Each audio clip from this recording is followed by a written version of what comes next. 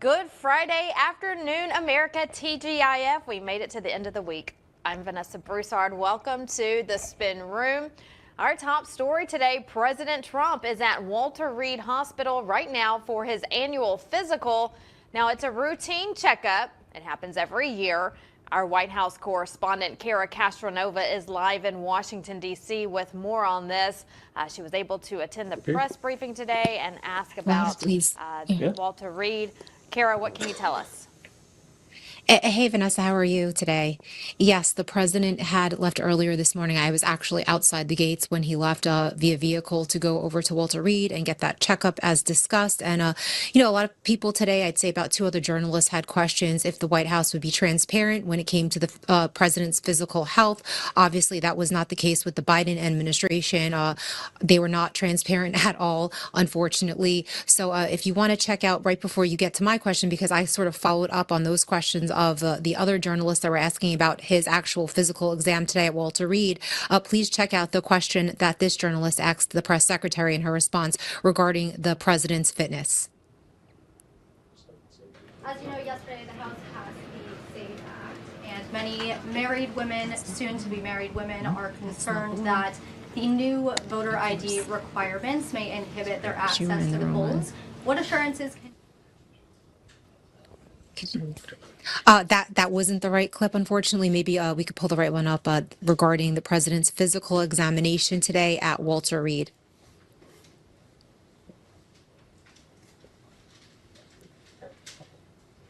And while they're pulling that up, Vanessa, I actually got to ask Caroline a question right before she left the room. And really one I just thought of as I was standing there, a lot of people pushing the press secretary for transparency when it comes to the physical health of the president. So, on a more lighthearted note, before we go into the weekend, my question was, will the president reveal his fitness secrets? Is he working out with Bobby Kennedy? And is he eating less McDonald's? Because I have noticed with my own eyes being here at the White House, the president has lost a lot of weight and his stature is better than it was, I'd say 8 years ago. He does look healthier.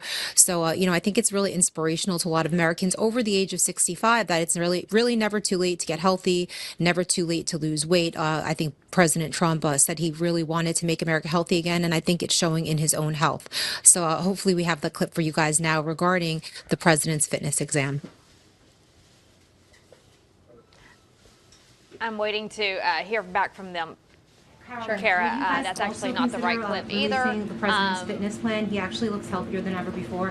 Healthier than he did 8 years ago, and I'm sure everybody in this room could agree. Is he working out with Bobby Kennedy? And is he eating less McDonald's? I can confirm the president is in very good shape, as you see, on a near daily basis here. And in that vein, thank God it's Friday. It's been a very long and busy week here at the White House. We will see you all on Monday, and we will release the results of that report as soon as we can. Have a great weekend, everybody. Thank you. So that was my question, as you could see, and we've just put a better version of that out on Lindell TV. Please follow us, of course, on X, but that was the question that I had for the press secretary today, right before she left, and, it made her smile.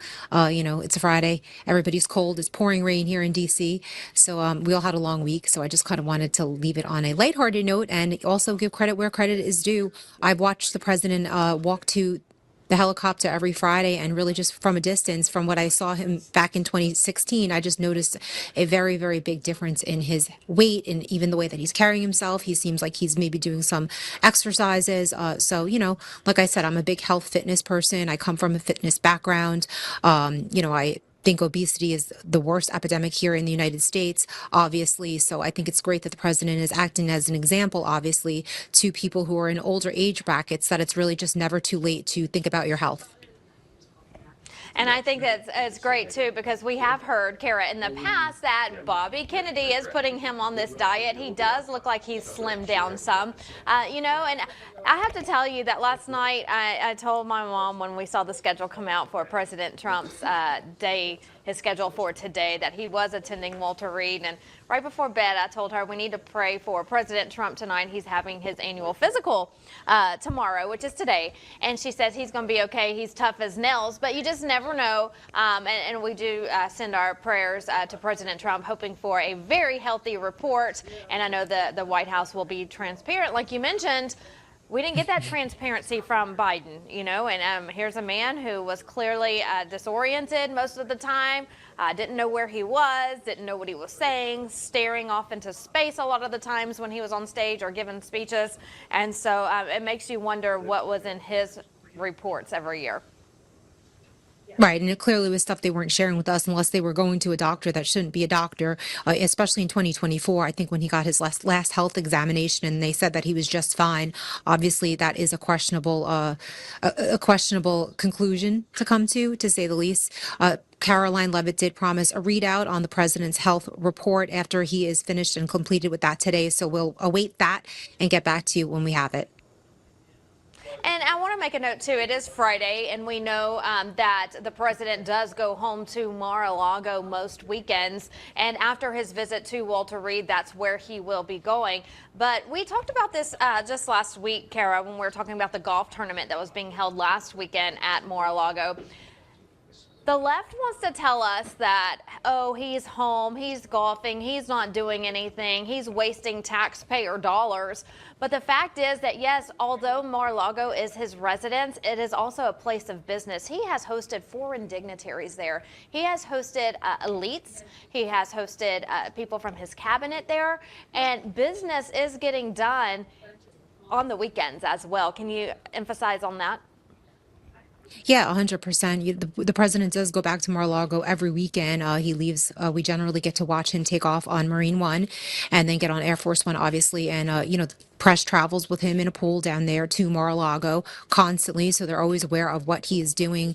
But I've been to Mar-a-Lago myself a few times. And every time I've seen the president there, whether he's having dinner or he's going around talking to people, playing golf with dignitaries or business people that he deems important to the economy, he's always doing business when he's at Mar-a-Lago, and being social is obviously one of the most important skills, I think, when it comes to being an American president. And I think Donald Trump really uses weekends to make those social connections that are so important when it comes to making business deals, and so important when it comes to communicating with world leaders and other people that he needs on board with his agenda.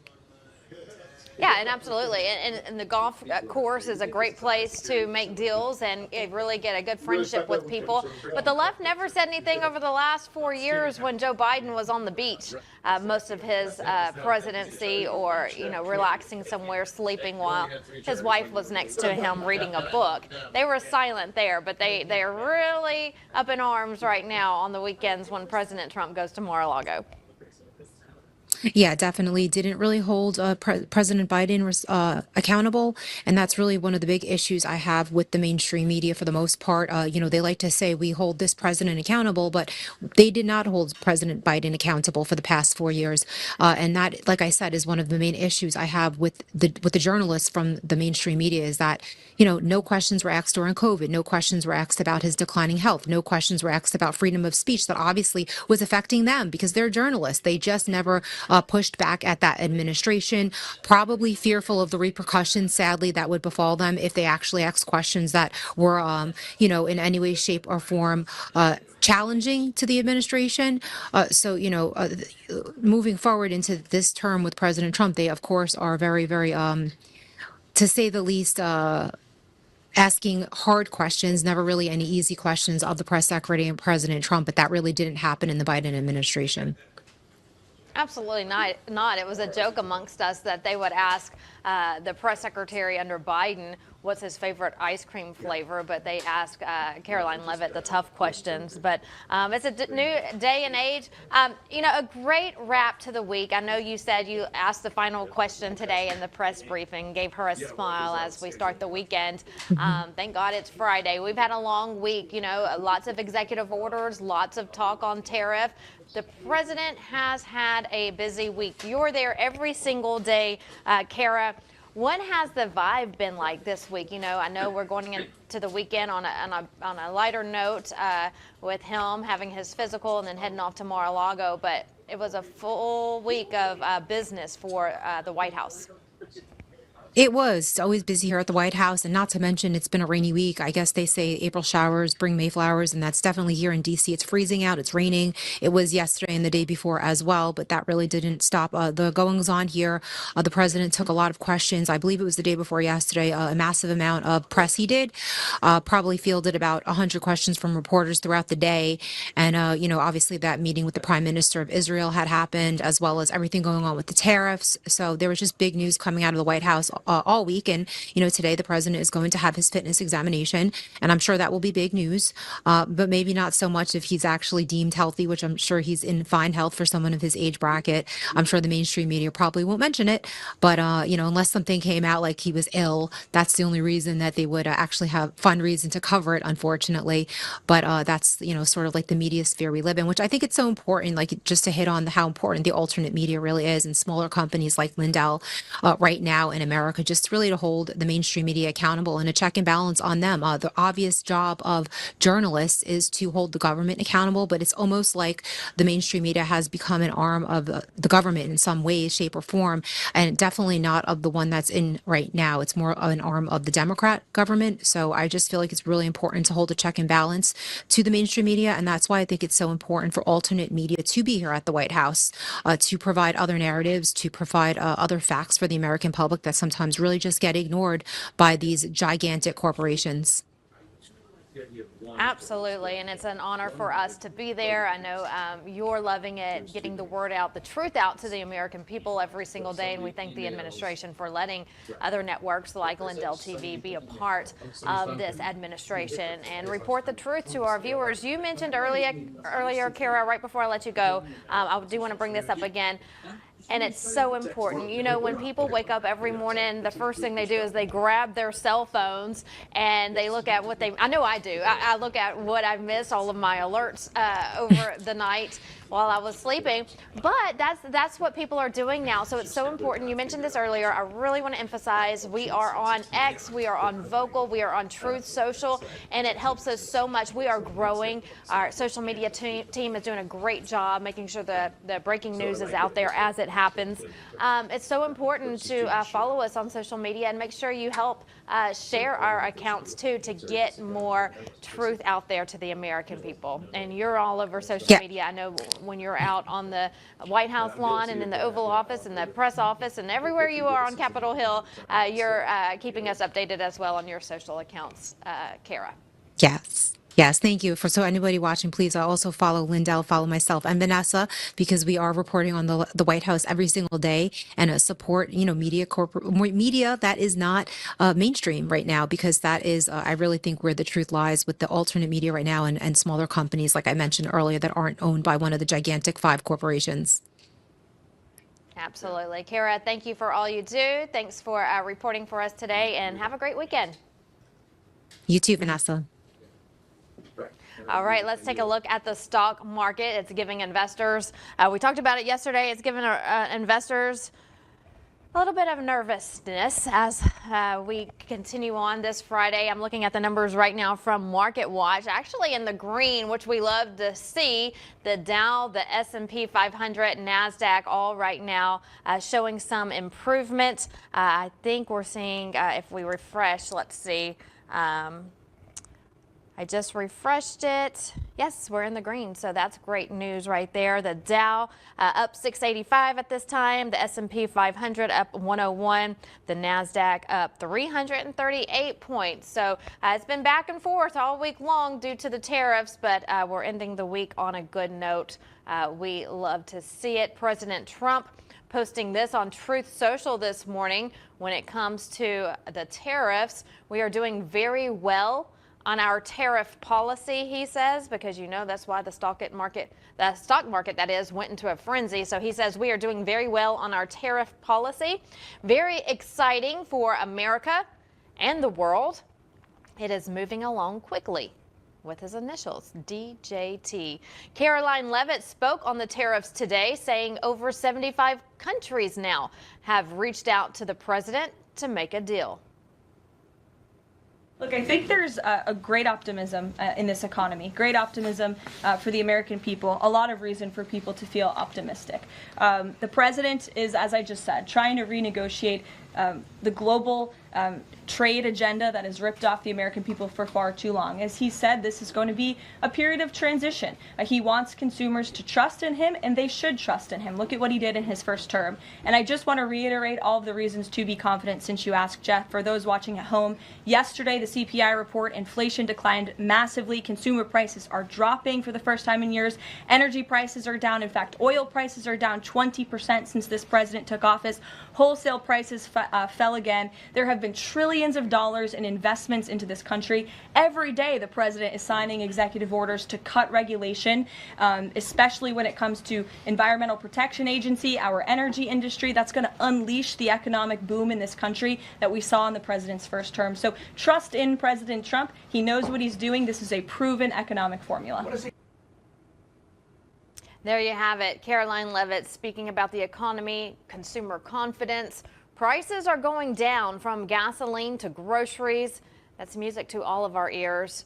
Gas prices, looking at those numbers right now, the national average today sits at $3.21 a gallon. A year ago at this time, prices were $3.63 a gallon. So a big decrease there. Oil prices continue to decline. And of course, now is a good time to invest in gold and silver. That's why we recommend that you contact Fisher Gold. A lot of you are struggling right now. It's been tough over the last 4 years, dipping into savings accounts, using credit cards, anything to survive. But now is the time where you can invest and have some friends. They're our friends. They're friends of Mike Lindell. He endorses them at Fisher Gold. They want to be your friend too and help you out along the way. Protect yourself with gold and silver.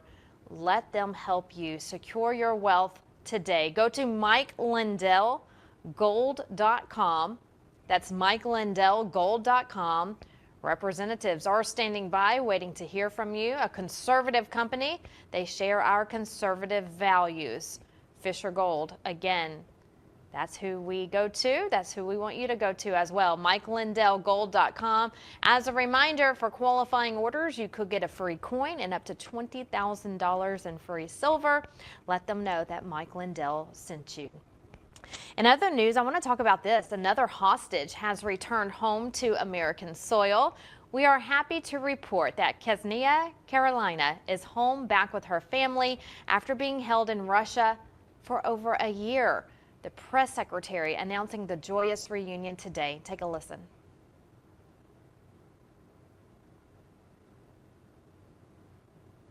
Last night, Ksenia Karelina arrived back safely in the United States after being detained in Russia for more than a year. Since Inauguration Day, President Trump and his team have secured the release of more than 40 detained Americans abroad. This is more than half of the number of Americans released by Joe Biden in 4 years. And President Trump has brought these Americans home in 80 days. This administration will continue to work hard to bring Americans home from around the world. All right, all smiles there. You saw a picture of Ksenia as she landed home with her loved ones. Ksenia Karelina said this the minute she reunited with her loved ones. Her smile makes me smile. Take a listen to what she had to say. Mr. Trump, I'm so grateful for you to bring me home and for American government. And I never felt more blessed to be American, and I'm so happy to get home. Thank you. Such a pretty smile. We welcome her home and we thank our president for finally bringing hostages like her back. Something Joe Biden didn't do and something Joe Biden wouldn't do. We have more today on President Trump's executive order on Chris Krebs. We hit on this yesterday. It's big here for us at Lindell TV. We do have a response from Georgia Representative Marjorie Taylor Greene. We'll show you here in a minute, but we start on Wednesday. Let's back it up to what happened during the week. On Wednesday, the president signed an executive order to address the risks from Chris Krebs and government censorship. Let's show you again the moment it was signed with why it was made into an executive order. Take a look. Christopher Krebs, the former head of CISA.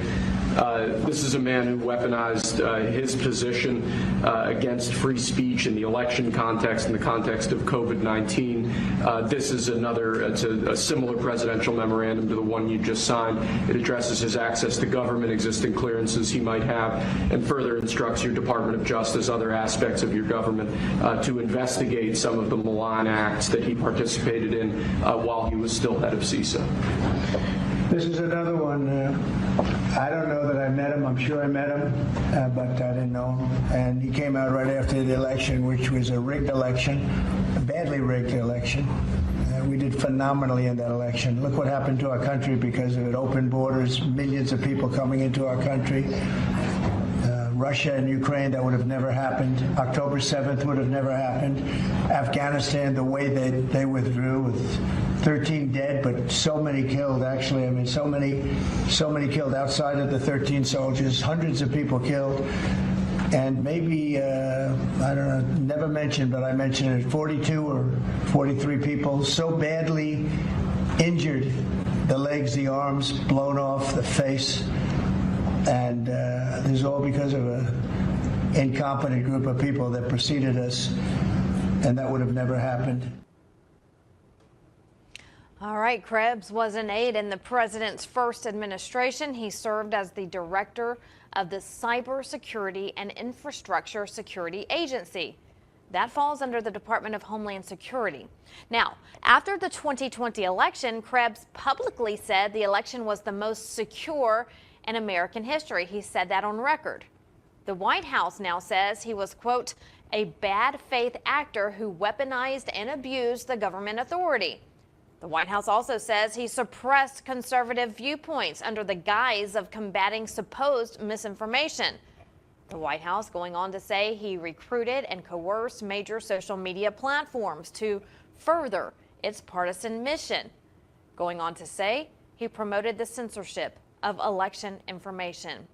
In a statement from the White House, it says Krebs falsely and basely denied that the 2020 election was rigged and stolen, including dismissing widespread serious vulnerabilities, that is, with voting machines. So President Trump he's directed the Attorney General and Secretary of Homeland Security to review Krebs' activities as a government employee.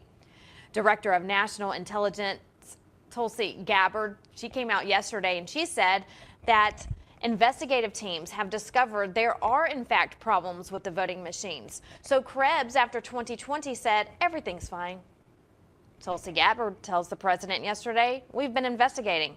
The machines aren't safe. They're not secure. Here's Tulsi Gabbard. I've got a long list of things that we're investigating. We have the best of the best going after this. Election integrity being one of them. We have evidence of how these electronic voting systems have been vulnerable to hackers for a very long time and vulnerable to exploitation to manipulate the results of the votes being cast, which further drives forward your mandate to bring about paper ballots across the country so that voters can have faith in the integrity of our elections. Well, there you have it. So after that announcement was made from Tulsi Gabbard, Georgia Congresswoman Marjorie Taylor Greene, she posted this on her X account last night saying, Mike Lindell, along with many others, vindicated. Another conspiracy theory being proven right. Guess what? Democrats already knew this and publicly talked about it in 2019.